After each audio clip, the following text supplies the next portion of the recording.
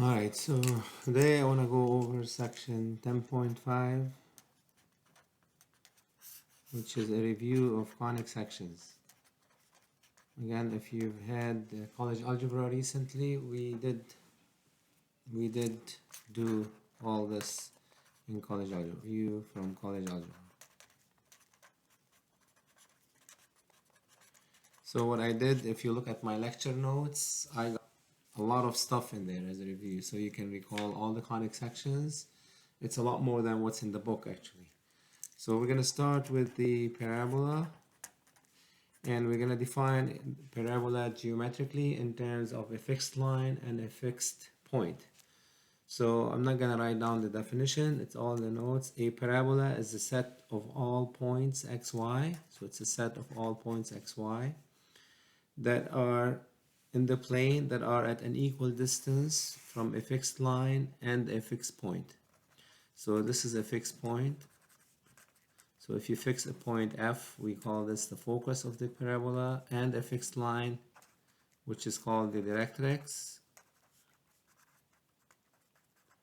A parabola will be formed by all the points P, X, Y that have the same distance from the directrix as the focus. So this is point A, PA has to equal PF. For P to be on the parabola, it has to be at an equal distance between this directrix and this fixed point. So all such points will make what we call a parabola. If you notice, this time the parabola opens to the right. If the focus was on this side, the parabola would open to the left. If the directrix is horizontal and the focus above it, it would be a parabola that opens up. And if the directrix is horizontal and the focus is below it, the parabola would open downwards. Okay, so we're going to have four different kinds of parabolas: one that opens to the right, to the left, up, or down. So we're going to talk about features of parabola. The first one is the vertex.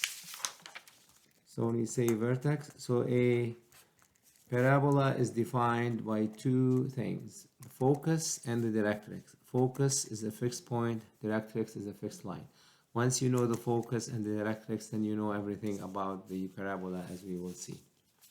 So the vertex is a point which is halfway between the focus and the directrix. So if this is the vertex V, then VF has to equal to, say, VB. Okay, VF has to equal VB. That's called the vertex.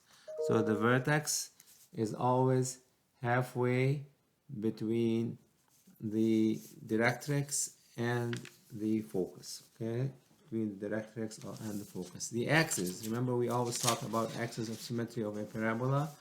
The axis in this case is the line that's through the vertex and through the focus and perpendicular to the directrix. That's called the axis or axis of symmetry. This is the axis of symmetry.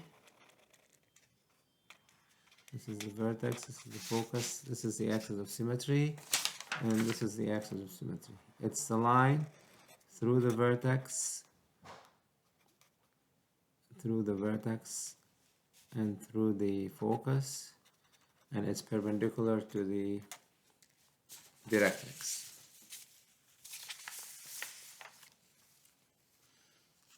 And as we all know from functions, parabolas that are functions, a parabola is always symmetrical about its axis. The axis of symmetry splits the parabola in half. Now we're going to define the equations of parabola differently. The standard form of the equation of a parabola. The standard form of the equation of a parabola. There's two forms. There's x minus h squared equals 4p times y minus k. In this, remember, and when we did functions that are parabolas or parabolas that are functions, we used to say y minus k equals, or a or y equals a into x minus h squared plus k, something like this. So basically y minus k equals a times x minus h squared. Okay, now you can see you can write this as 1 over a times y minus k equals x minus h squared. So if you compare these two, you can see that 1 over a and 4p are the same. So a is actually 1 over 4p. Okay, so same. So what's important here to remember that x is squared in this case. The vertex is at hk. And this has, since x is squared, it's either going to concave up or down. So we're going to have a vertical axis, which means we're going to have a horizontal directrix. Right? Directrix is always perpendicular to the axis of symmetry, and then horizontal directrix. The equation of the directrix is y equals k minus p. You don't have to memorize this. You can just count and see it. And opens up if p is positive, because p and a have the same sign. So if p is positive, then a is positive, so it opens up. If p is negative, then it opens down. If the vertex is at 0, 0, if the vertex is at 0, 0, then the equation would be x squared equals 4py. And it could be, so this is the one where the parabola opens up or down if it's x squared. If it's y squared, so if you have 1 minus k squared 4p x minus h, then it's going to open, if p is positive, it's going to open to the right.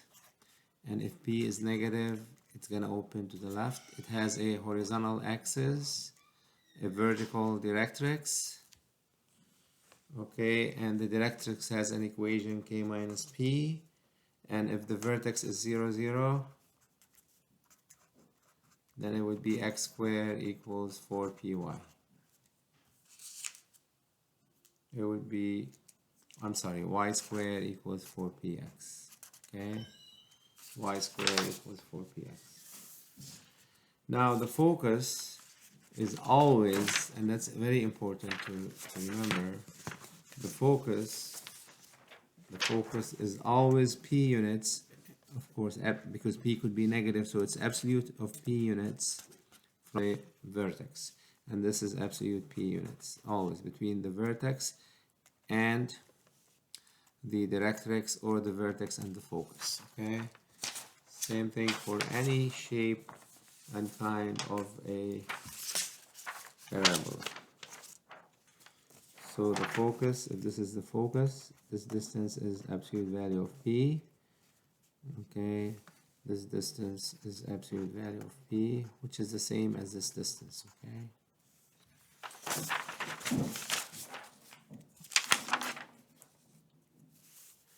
All right, this is the lattice rectum, is something that's not in the book, but it helps you. You don't really need to know this, but it helps you graph a perfect parabola. Let me, instead of writing it down, here it is on page 3 in your notes. The lattice rectum of a parabola is a line segment that passes through its focus and perpendicular to the axis. So it passes through the focus with endpoints at the parabola. Its length is called the focal diameter of a parabola. So if you look at that, a parabola that opens to the right, its vertex is 0, 0. The lattice rectum is a line segment that goes through the focus and it ends a parabola. I mean, it keeps going, but the distance of that lattice, the length of that lattice rectum is the focal diameter, and it's p units. So if you go see the equation of a parabola that opens to the right and its vertex is at 0, 0, is y squared equals 4px. X equals p. If you go p units, if you go through the focus, then what's the y value? Look. Y squared equals 4p times p is 4p squared, so y equals plus or minus 2p. That's why you have 2p minus 2p. And the length of the lattice rectum, the length of the lattice rectum, which is called the focal diameter, is 4p always. Why is this nice? Because all you need is p to graph the parabola. If say p is 2 and it opens to the right, and the vertex is at 0, 0, go 2 units. That's the focus, that's the vertex, that's 2 units, and then you go 4 units, 1 2 3 4, 1 2 3 4, and then you go like this, and that's your parabola. So that's your focal diameter, which is 4p, which is 8 units. Okay, it just gives you a graph right away. Same thing if it's that way. So this is not in the book, but I put it in the notes so you can see how easily it is to graph a parabola, or you can plot points. So here's an example. It says find the focus, directrix, find the focus, directrix, and focal diameter of the parabola and sketch its graph. X squared equals negative 20y. So this looks like x squared equals 4py. So 4p is negative 20, so p is negative 5. So p is negative, and since x is squared, so when x is squared, it's up or down. If p is negative, so it's going to open downward. And the vertex obviously is at 0, 0. So all you need to graph it is the vertex is at 0, 0. So, and it's going to go down. So the focus is going to be 5 units below the vertex. 1, 2, 3, 4, 5. That's the focus. That's the vertex. So in order to get a perfect parabola, you go 10 units each side, 3, 4, 6, 7, 8, 9, 10, and then 10 units this way. So 8, 9, 10. You get 2 points. You get a parabola, and the focal diameter is 20 units. It's 4p, which is 20 units. Again, the focal diameter is the absolute value of 4p, always, okay? Absolute value of 4p is the focal diameter.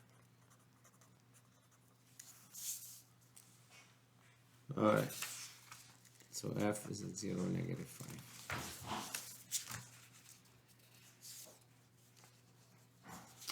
So I'm not going to do all the examples that I have in there. So I'm going to skip, so you can try example 2 on page 5. Then I want to do the next one where the vertex is not at 0, 0.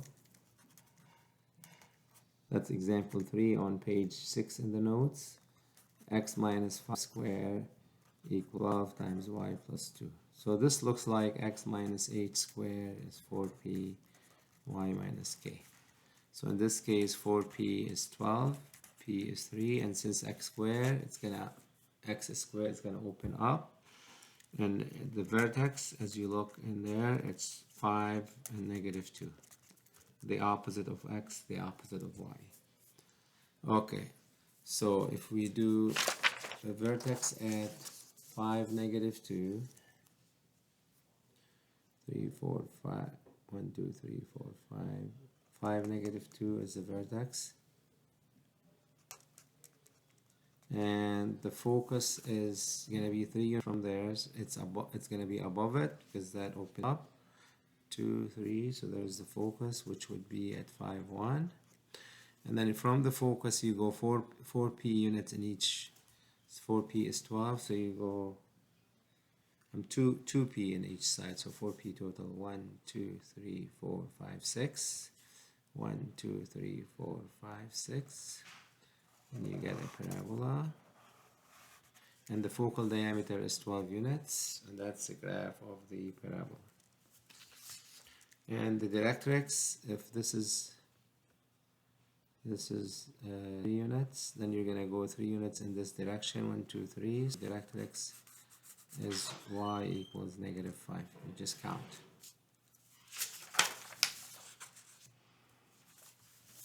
Now sometimes they don't give you the standard form, so they want you to write it in standard form. Like example 4. Write equation in standard form and graph the parabola y squared minus 2y plus 8x plus 9. So we're gonna do completing the square. So we're gonna write y squared minus 2y. We separate the y's from the x's and the constant. So we're gonna add 1 and add 1 to this side. This would be y minus 1 squared is negative 8x minus 8. So negative 8x plus 1, which looks like y minus k squared equals 4p x minus 8. So it's gonna be, so 4p is negative 8, p is negative 2, it's y squared, so it's gonna be right or left. Since p is negative, it's gonna open to the left. The vertex is at x is negative 1, y is 1, p is negative 2, so here we go. Vertex is at 1, at negative 1, 1. And then it's going to go this way, so the focus is going to be on this side, 2 units from there, so that's the focus at negative 3, 1. And we're going to go twice as much up, 1, 2, 3, 4, and then twice down, 1, 2, 3, 4. We got 2 points. The focal diameter is 8 units. The vertex is at negative 1, 1. The directrix is going to be this 2 units, so we're going to go this way. And that's the directrix, x equals 1. That's very simple. Now sometimes they ask us to get the equation. They don't give us the equation. Here's example 5. It says find the equation of a parabola if focus is at negative 3, 0 and directrix x equals 3. So if you just look at what, they don't want the graph, but I want to see what kind of equation I should have. So if I put the focus in there at negative 0, the directrix is x equals 3. So obviously the vertex is halfway, so the vertex is at 0, 0, and it's going to be this way, which means p has to be negative, and it's going to be y squared because it opens right or left. So y squared equals 4px. All we need is p, and p is negative, so p is negative 3. So y squared equals 4 times negative 3 is negative 12x. And example 6 is for you to work out. And here on page 9, this is a summary of all the conic sections that we're going to be going over. So it's in your notes. And that ends the parabola. Let's go over the ellipse. Oh, I should delete that. This is not 11.2. I'm sorry. This is still part of 10.6. So let me delete that. Let me white it out actually. Where is my white out? Here we go. So white out where it says 11.2, that's not 11.2. Okay, it's just page 10. It's ellipses, which is part of 10.6. So section 10.6 continued. So ellipses, see how we're going to define ellipses. Again, section 10.6 continued. So we defined the parabola in terms of one fixed point and one fixed line. We define the ellipse in terms of 2 fixed points. So if you have any 2 fixed points, 2 foci or 2 focal points, any point to be on the ellipse that has these 2 fixed points, these 2 focus points, it will be in such a way that if you find the distance from P to F1, add it to the distance from P to F2, that's the same, constant. So basically any point that has this property will be on the ellipse. These are the eyes of the ellipse, and you get an elliptical shape. It's like having a thread at the ends of the thread, you fix the ends of the thread with needles, and then you put a pen or pencil, and then you keep moving it around, you will get an ellipse. And you can see the length of the thread is the same, and that's what we're saying here. If P is right here, if P is right here, if P is right there, PF1 plus PF2 will give you the same answer. Okay? So let's define a few things about the ellipse. The line through the foci intersects the ellipse at 2 points called the vertices. These are the vertices, V1, V2. In the case of the parabola, we had one vertex. Here we have 2 vertices. If the foci line up vertically, then the vertices would be these points, V1 and V2. Okay, F1, F2. So you could have a vertical ellipse or horizontal ellipse. In 3 dimensions, it's like a football. The chord joining the 2 vertices is called the major axis. So F1, F2, V1, V2. So V1, V2 is called the major axis. And midway through V1, V2 is called the center of the ellipse. So the center is halfway between F1, F2. So if you connect the line segment that connects V1, V2 is called major axis, and halfway between F1, F2 or V1, V2 is the center of the ellipse. Okay, it's the center of the ellipse. Now the chord that's perpendicular to the major axis is called minor axis. Alright, so you could have minor axis being vertical, or you could have, this is the center, F1, V1, F2, V2. The minor axis could also be horizontal. It's always the smaller axis.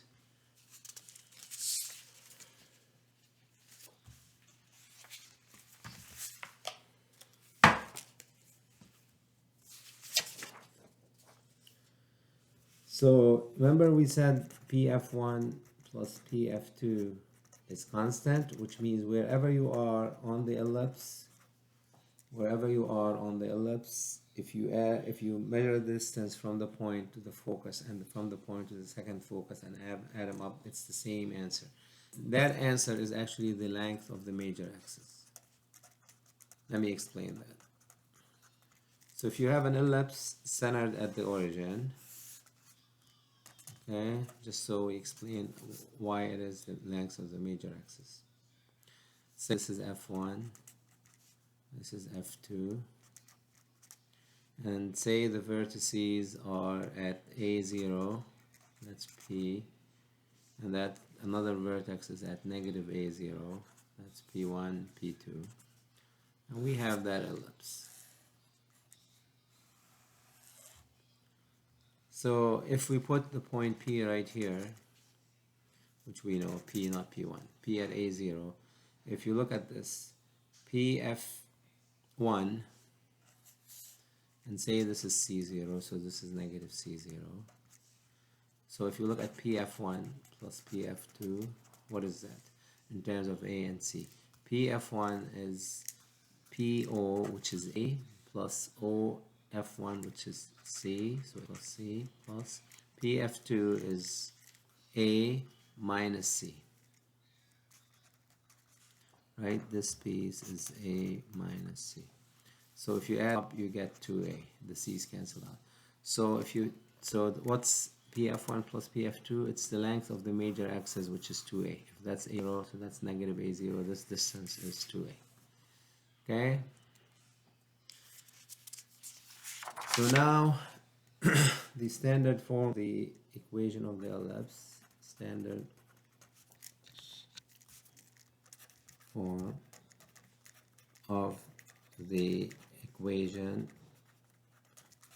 of the ellipse, if center HK and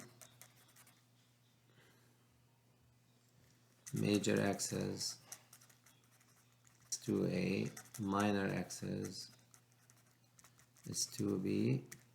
There's two kinds. If you have a horizontal major axis, if you notice, we call 2AB the major, 2B is the minor, so A is always greater than B, okay?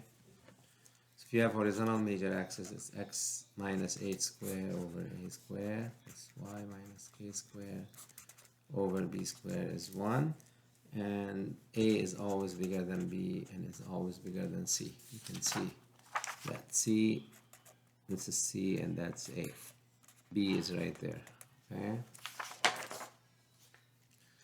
If center is the origin, then there's no h and no k, so it's x squared over a squared. So you can see the a which is the bigger value is with x when it's horizontal. X is the horizontal. When it's vertical major axis, it's going to be swapped around, the a's and the b's. If we have a vertical major axis, so you would have this. So these are the,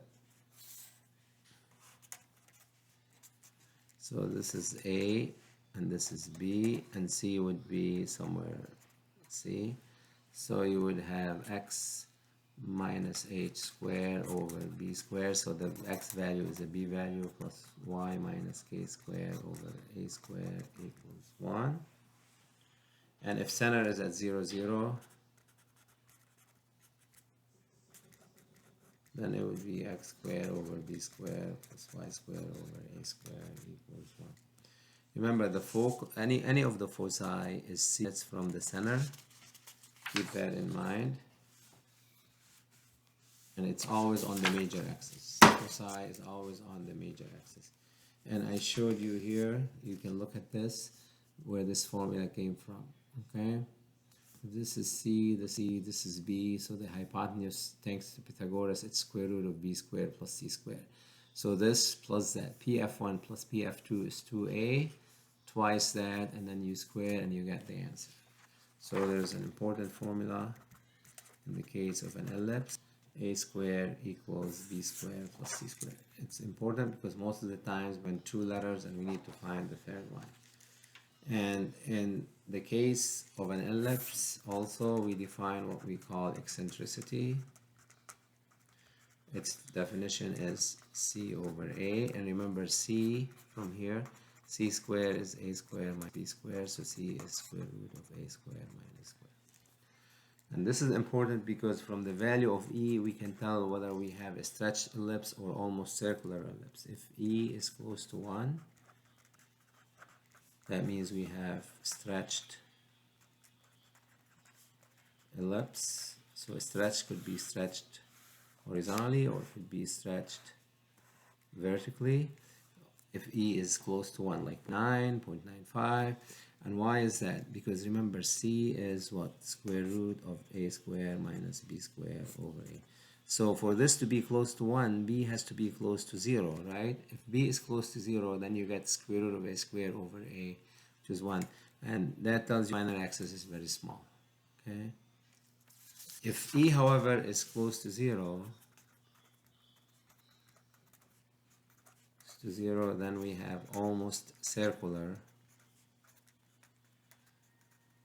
ellipse. Why is that? Because remember, E is C over A square root of A squared minus B squared over. So for E to be close to 0, the numerator has to be close to 0, which means A has to be close to what? To B, which means it's almost circular, okay? The A and the B is almost the same. All right, so let's look at a few examples about an ellipse. Again, I have tons of them in the notes. But I'm not going to be able to go over all of them.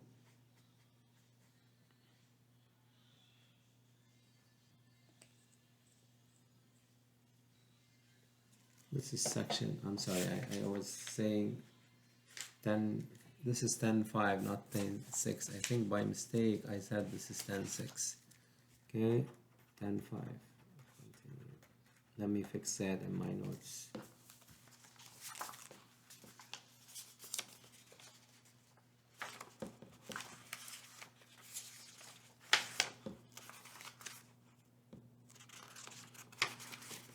Yeah, 10, 5. Okay.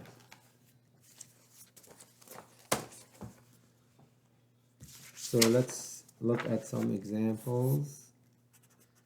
On page 13 in the notes, find the center, vertices, foci, major and minor axes, and graph the ellipse. 4x squared plus 25y squared equals 100.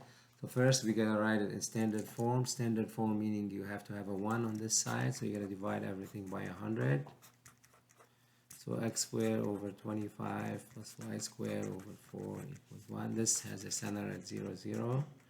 And you can see the bigger value is a squared, which is an x value, right? We got it from x, and b squared is 4, so b is 2. And so the center is at 0, 0. The vertices, as you can see here. So we're gonna go 5 units from the center. 1, 2, 3, 4, 5. 1, 2, 3, 4, 5. And then 2 units up or down to get the ellipse. So these are the vertices: 5, 0, negative 5, 0, 5, 0, v1, v2. Now the b's are 0, 2, 0, negative 2. To get the focus, we need c. A squared equals b squared plus c squared. 25 is 4 plus c squared. 21 is c squared. So c is root 21.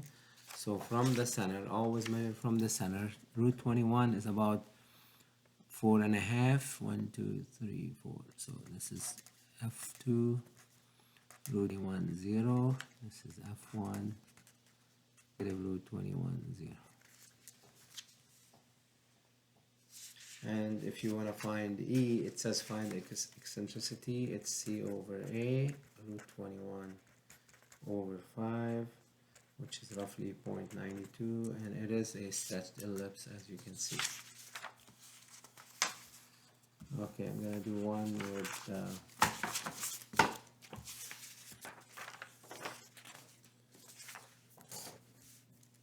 again, find the center, vertices, foci, main, minor axes, and graph the ellipse. 25. This one has center at other than 0, 0. Plus 2 squared equals 100. So first we want to write it in standard form by dividing by this number to make it a 1. So we have x minus 3 squared. 25 goes into 100 4 times. 5 plus 2 squared. 4 goes into 125 times. And this has a center at negative 2, and you can see the bigger value is a y value, so a squared is 25. So this is where we're gonna go up or down, and b squared is 4. It's an x value, so b is 2. But remember, it's all measured from the center in this case. So the center is at 3, negative 2, and we're gonna go 5 units up and down, right? That's a y value. 1, 2, 3, 4, 5. So we're at 3, 1, 2, 3, 1, 2, 3, 4, 5.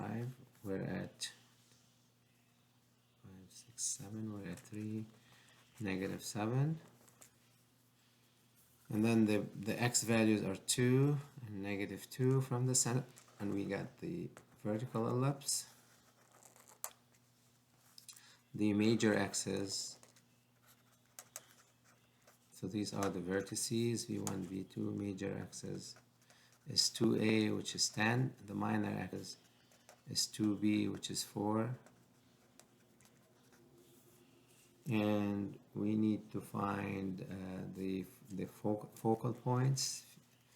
So c squared is a squared minus b squared. 25 minus 4, 21. So just like, but here you gotta be careful because you measure from the center. So the focus is root 21 units from the center. So this one you're starting at 3, negative 2, but then you're gonna go up root 21, which is about 4.5. 1, 2, 3, 4. So this would be f2, the same x value, which is 3, the y value you're starting at -2, and up means plus, down means minus, and this would be f1, 3, -2 minus root 21. Alright, so sometimes they ask about the equation of the ellipse. Let's look at an example on page 15. Find the equation of an ellipse in standard form whose vertices are -8, 0, and 8, 0, and foci or focal points at -5, 0, and 5, 0. So you can see if you do a quick plotting, so you know what we're talking about. 1, 2, 3, 4, 5, 6, 7, 8. That's -8, 0, 8, 0, v1, v2, and then the focal points, that's 5, 0, and -5, 0. So obviously the center is halfway between these points or those points, so the center is at 0, 0, and it's going to be stretched horizontally, so the bigger value is with x over b squared equals 1. So a is 8, so a squared is 64. We need b squared, but we don't have b squared, it's okay, we have c. C is 5, so c squared is 25, so b squared is a squared minus c squared. 64 minus 25, which is 39. So this should be 39, and we got the equation. Okay. Now the example on page 16 is yours to go over. Now on page 17 is a little different here. It says find the equation of the ellipse.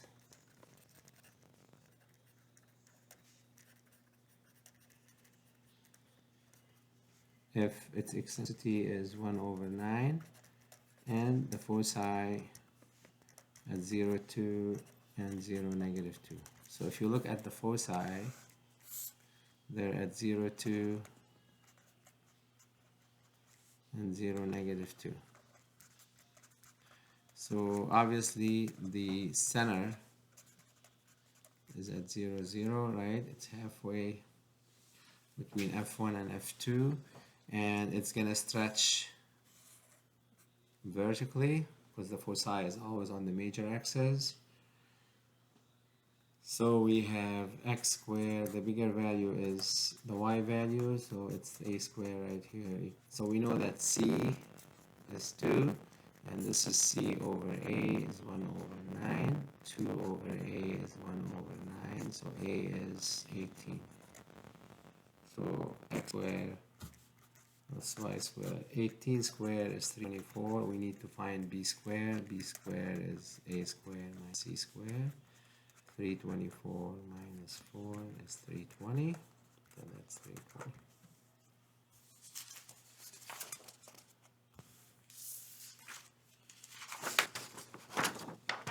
Also, if the equation is in general form, how do we write it in standard form? And I'll let you graph it, but I want to write it in standard form. Write equation of ellipse in standard form and graph it. 9x squared plus 16y squared minus 54x minus 64y plus 1 equals 0. So we're going to group the x's and the y's together. 9x squared minus 54x, 16y squared minus 64y, and the 1 is going to go over. We pull the 9 out before completing the square, so it's x squared minus 6x.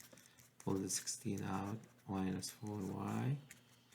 So we're going to add half of the 6 squared, which is a 9.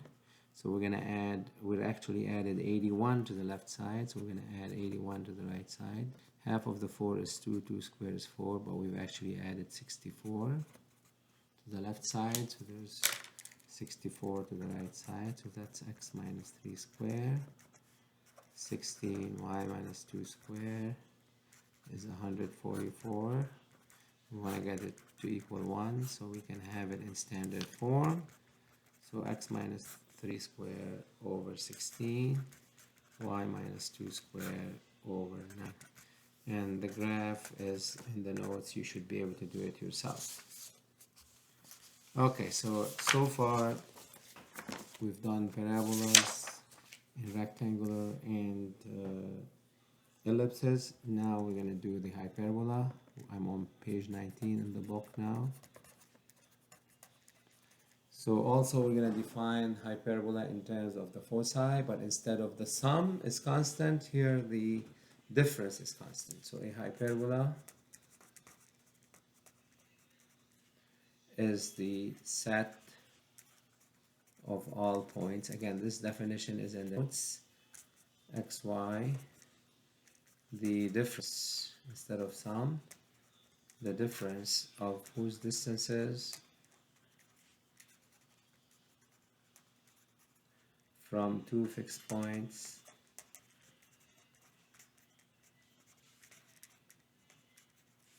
these two fixed are the foci is constant. So pf1 minus pf2 in absolute value is a constant. When it was plus, we didn't need absolute value. Distance was always positive. Here it's different. So if you have f1, f2, a point will be on a hyperbola that has two branches. It opens sideways, or they can open up and down. The foci are always inside. And if any ray hits the hyperbola through its focus, it's going to reflect onto the another hyperbola and hits focus again, the other focus. Okay.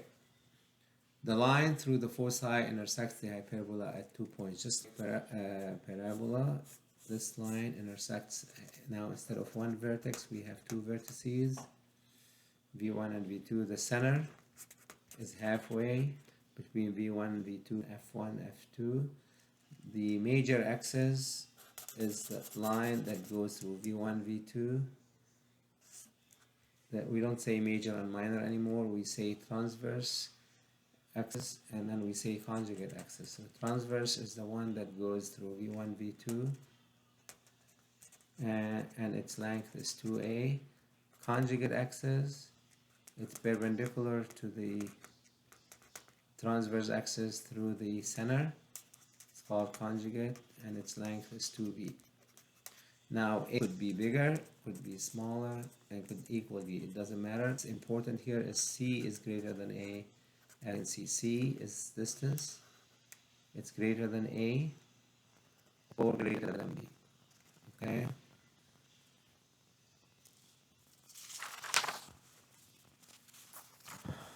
So the standard form of the equation of a hyperbola, just like the ellipse, but it's a minus in the middle instead of a plus. Standard form of the equation of a hyperbola, it's x minus h squared over a squared minus y minus k squared over b squared. That's what I was talking about. So in this case, if x is squared and you have a negative in front of y squared, that means you can't cross the y-axis. So you're going to have a right and left. It's going to open that way. And you're going to have a transverse axis that's horizontal. Okay, transverse axis is horizontal. And it could be y minus k squared over a squared minus x minus h squared over b squared is 1 if it opens up and down, and this is the transverse axis.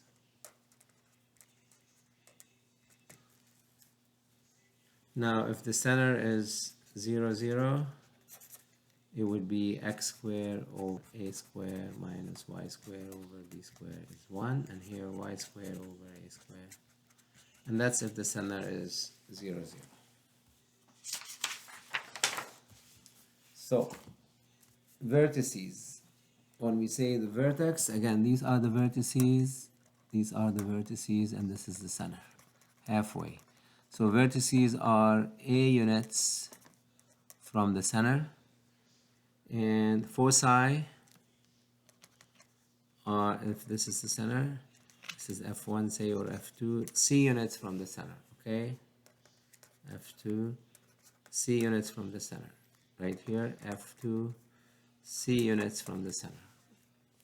And in the case of a hyperbola, C is bigger than B, we can show that C squared equals A squared plus B squared. That's for a hyperbola. And if you recall, for the ellipse, it was A the bigger value, A squared equals B squared plus C squared. Okay. Now hyperbolas, in order to graph them, we can either struggle through plotting points, or we can use what we call the asymptotes. Each hyperbola has two asymptotes that intersect at the center of the hyperbola. The asymptotes pass through the vertices of a rectangle of dimensions 2a and 2b, and its equations. You don't have to memorize the equations. I'll show you how to get them. It's very simple. So here, I'll explain how to get the asymptotes. So how do we graph the hyperbola? Y squared over 9 minus x squared over 16 is 1. So the center obviously is 0, 0, and negative in front of x squared, so it's going to open right up and down. A squared is 9, so A is 3. B squared is 16, so B is 4. So in order to graph a hyperbola, you make a box out of these 4 points. This is a y value and this is an x value, so let's do that. So the y values from the center at 0, 0, so 3, negative 3, 4, negative 4. You make a box. It's the easiest thing in the world. And then the diagonals of the box through the center are called the asymptotes. And to get the vertices, you should have to, it's up and down. So you start, this is a vertex, which is at 0, 3, and this is another vertex, which is 0, negative 3. So you draw a graph through this vertex, a graph, and that's the graph of the hyperbola. To get the equations, you can, there's two ways. The easiest way is make this 0 and solve for y. So change 1 into 0. X squared over 16, y squared is 9x squared over 16, so y is plus or minus 3 over 4x. Plus is for the positive slope, and minus is for the negative slope. And you can see that's a line going through 0, 0, so remember y minus y1 m to x minus x1. y1 is 0, x1 is 0. Slope is what? Rise over run, 3 over 4. That's where this came from. And this has a negative slope. So there's two ways of finding the asymptote.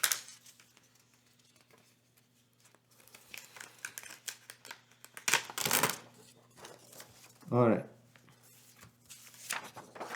Now example 2, I'll have you do it. It's very similar to example 1. Example 3, it has a center at negative 3, negative 2. So let me do that. Graph the hyperbola.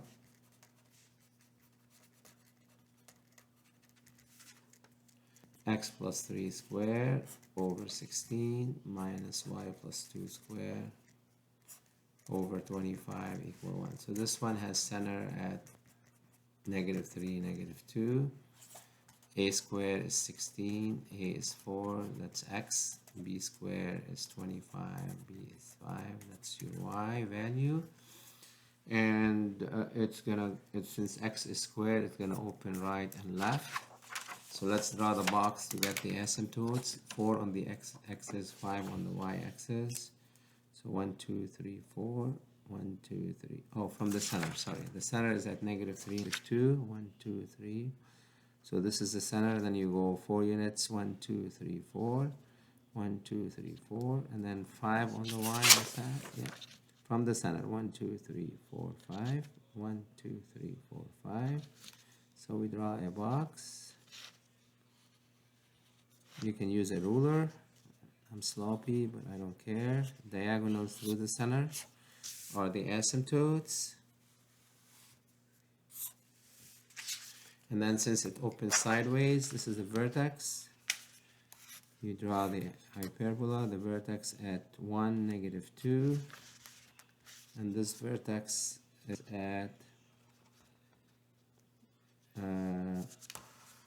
you can count, it's -7, -2. V2. And the center is at -3, -2. The asymptotes, again, you can make it equal 0 and solve if you like doing the work. So x plus 3 square over 16 equals y plus 2 square. You times by 25 to get rid of the 25 on this side because you want to solve for y. And then you square root it. You get plus or minus, so you get 5 over 4 x plus 3. The positive slope is for the positive slope and the negative slope for the negative slope. And the foci, to get the foci, you do c squared equals a squared plus b squared. So it's 16 plus 25, 41. So c is, so it's all in there, okay? Now, how do we find the equation? I mean, this is a lot of review. It's like doing 3 sections in one. But again, this is all given totally in over like 3 or 4 chapters, sections in college algebra. So they want the equation of the hyperbola if its foci are at plus or minus 6, 0, and vertices plus or minus 2, 0. So just to see where we stand, the foci are at 6, 0 and -6, 0, and the vertices at 2, 0 and -2, 0. So obviously this opens right and left. We don't care about the graph, but we want to know the equation. The center is at 0, 0. It's halfway between b1 and b2. And it opens sideways, so it's x squared over a squared minus y squared over b squared as well. So we know that c is 6. So c is 6 and a is 2. So we can find b squared. So c squared is b squared plus a squared. 36 is b squared plus 4. So b squared is 32. So we got a squared is 4 and this is 32, and we have the equation. And the next example, it's very similar, so you can do that. Equation in standard form. I already did a few of those before, so that's it for 10.5. Okay, that is a long section, so